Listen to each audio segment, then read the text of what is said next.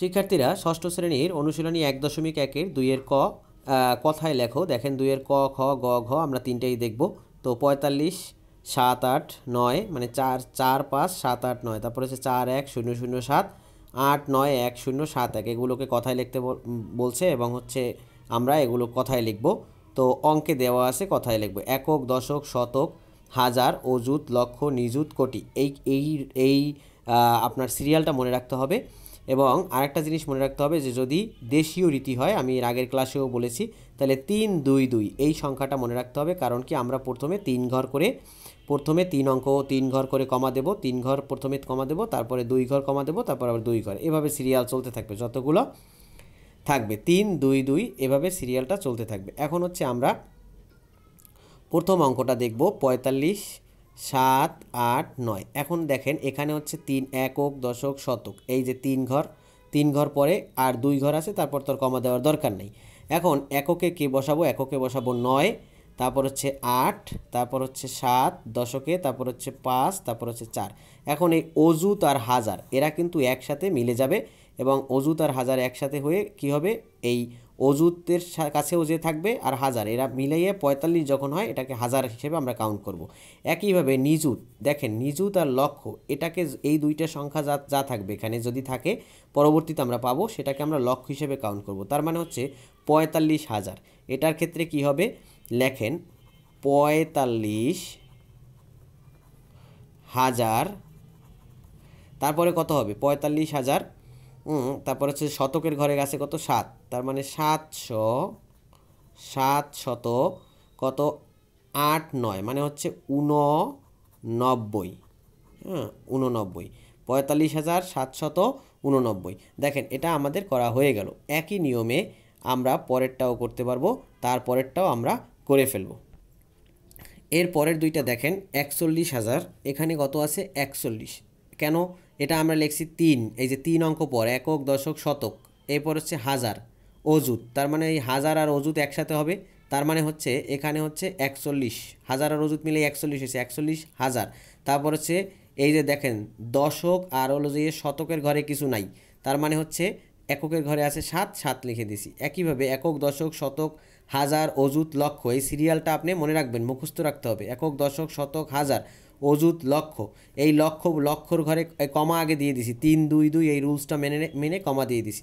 তার মানে হচ্ছে 8,91,000, এই হাজারের ঘরে 91, তারপরে এই শতকের ঘরে কেউ নাই, তারপর হচ্ছে কি দশক আর একক মিলে কত হয়েছে? 71 হয়েছে। তাহলে 8,91,071। এরপরে আমরা তাহলে এই ক নাম্বারের হচ্ছে 3টা হয়ে গেছে। এবার গ নাম্বার আমরা এই খ নাম্বার দেখব। তো এরপরে শিক্ষার্থীরা দেখেন 2 এখানে যেটা আছে সেটা হচ্ছে কি 2, তারপর হচ্ছে 0, 0, 0, তারপর হচ্ছে 7, 8। এবার আমরা ওই যে রেগুলার যেটা করি সেটাই করব। এই যে প্রথম 3টি অঙ্কের পরে তারপর 2টি অঙ্কের পরে দেখেন এখন একক, দশক, শতক, হাজার, অযুত, লক্ষ, তার মানে হচ্ছে 2 লক্ষ, 2 লক্ষ।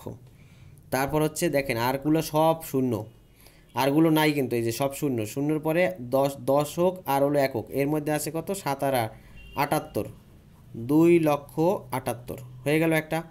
এর পরের দুইটাও সেম এরকম হবে, আপনারা নিজেরাই বলতে পারবেন যে এর পরেরগুলো কি হবে। 7, 9, 0, 6, 7, 8। এক্ষেত্রে এই যে 3টা অঙ্কের পরে আমি কমা দিলাম, তারপর 2টা অঙ্কের পরে কমা দেব। একই কায়দা, একক, দশক, শতক, হাজার, অযুত, লক্ষ, তার মানে 7 লক্ষ। এটা হবে কত? 7 লক্ষ। তারপর হচ্ছে 90,000, 90,000, তারপর হচ্ছে 678, 678, 600ও লিখতে পারেন, 600ও লিখতে পারেন, কোনো অসুবিধা নেই। 78 হয়ে গেল। এর পরেরটা একই রকম সেম, এর পরেরটা আর আমি লিখতেছি না। দেখেন এখানে হচ্ছে কত আছে? একক, এই কমা আমরা কিন্তু কমা দেব 3 ঘর পর, 3 ঘর 2 ঘর, এভাবে কমা দিয়ে দিছি 3, 2, 2 রুলস মেনে। এরপর হচ্ছে একক, দশক, শতক, হাজার, অযুত, লক্ষ, এখানে হবে 8 লক্ষ, তারপর হচ্ছে 90,000, তারপর 75, কারণ এই দুইটা ঘরে কিছু নাই, শূন্য। তাহলে 8,90,075, এটা আর আমরা লিখলাম না। এরপরে আমরা গ নাম্বার দেখব। শিক্ষার্থীরা এবার হচ্ছে গ নাম্বার কি আছে দেখেন, এখানে 3 অঙ্ক পরপর, এই একটা 3 অঙ্ক পরপর দিলাম, তারপর 2, হ্যাঁ 3 অঙ্ক পর তারপর 2 অঙ্ক পর এভাবে দিলাম। তাহলে একক, দশক, শতক, হাজার, অযুত, লক্ষ, নিযুত। এই যে নিযুত আসছে, তার মানে নিযুত আর লক্ষ একসাথে হবে। তার মানে হচ্ছে নিযুত আর লক্ষ মিলেই কত হয়েছে? 44। তার মানে হচ্ছে 44 লক্ষ। এরপরে দেখেন পরের হাজারের ঘরে কেউ নাই। এরপর হচ্ছে শতকের ঘরে আছে 7, তার মানে হচ্ছে 700। 700। তারপর হচ্ছে 85। 85, হ্যাঁ 85-র উপরে একটা চন্দ্রবিন্দু হবে, তাহলে 44,785,। এরপর হচ্ছে 6, 8, 7, 0, 5, 0, 9। এক্ষেত্রেও একই রকম, এই যে 3, 2, 2, ঠিক আছে। তার মানে হচ্ছে এখানে কত? 68। হ্যাঁ তার মানে হচ্ছে 68 লক্ষ। এরপর হচ্ছে দেখেন হাজারের ঘরে আছে 70, তার মানে হচ্ছে 70,000। এরপরে 509। 509, দেখেন 509 শেষ। তারপর হচ্ছে পরেরটা আপনারা নিজেরাই করতে পারবেন, তাও আমি বলে দিচ্ছি যে এখানে 3, 2, একক, দশক, শতক, হাজার, অযুত, লক্ষ, নিযুত। তার মানে 71 লক্ষ। 5,000। তারপর হচ্ছে 70। দেখেন শতকের ঘরে কেউ নাই, তার মানে 7 আর 0 মিলে 70 হয়েছে। এই 7-এর পিছনে শূন্যের কোনো ভ্যালু নাই, কিন্তু এটার ভ্যালু আছে। তার মানে 71 লক্ষ 5,000 70। 71 লক্ষ 5,070। আপনারা সুন্দর করে এটা লিখে নেবেন। এরপরে ঘ নাম্বারের বইয়ে আছে যেটা 50877003, এই একটা আছে।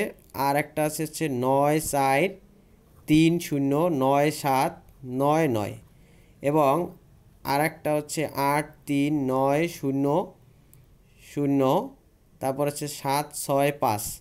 এখন দেখেন এই যে 50877003, যত বড় অঙ্ক হোক না কেন ভয় পাবো না আমরা। কেন ভয় পাবো না? কারণ একক, এই যে 3, 2, 2, 3, 2, 2, তাহলে কি 3 অঙ্ক পর, তারপর 2 অঙ্ক পর, তারপর 2 অঙ্ক পর। এখন আমরা একক, দশক, শতক, হাজার, অযুত, লক্ষ, নিযুত, কোটি, এইটা হলো কোটির ঘর। তার মানে আমরা দেবো কত? 5 কোটি। হ্যাঁ 5 কোটি দিয়ে দিলাম। তারপর হচ্ছে এটা হচ্ছে কি লক্ষের ঘর, 08, তার মানে 8 লক্ষ। 8 লক্ষ। তারপর হচ্ছে এটা হচ্ছে 77। 77, 7 77, 77,000। হাজার। তারপর হচ্ছে কি 77,000 দিলাম, তারপর হচ্ছে 3, 77,003 হয়ে গেল।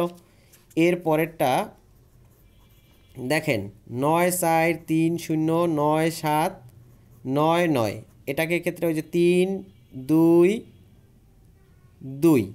এখন হচ্ছে এখানে কি একক, দশক, শতক, হাজার, অযুত, লক্ষ, নিযুত, কোটি। তার মানে হচ্ছে 9 কোটি। কোটির ঘরে কে? 9। তার মানে হচ্ছে 9 কোটি। তারপরে কত দেব? লক্ষর ঘরে কে আছে? 43। 43 লক্ষ। তারপরে এই ঘরে আছে কি? হাজারের ঘরে শুধু 9 একা আছে, তার মানে 9,000। তারপরে 799, ঠিক আছে। এই তারপর হচ্ছে 799 হয়ে গেল। পরেরটা আপনারা নিজেরাই করতে পারবেন। 83900765, এটা কি হবে? ওই যে 3, 2, 2।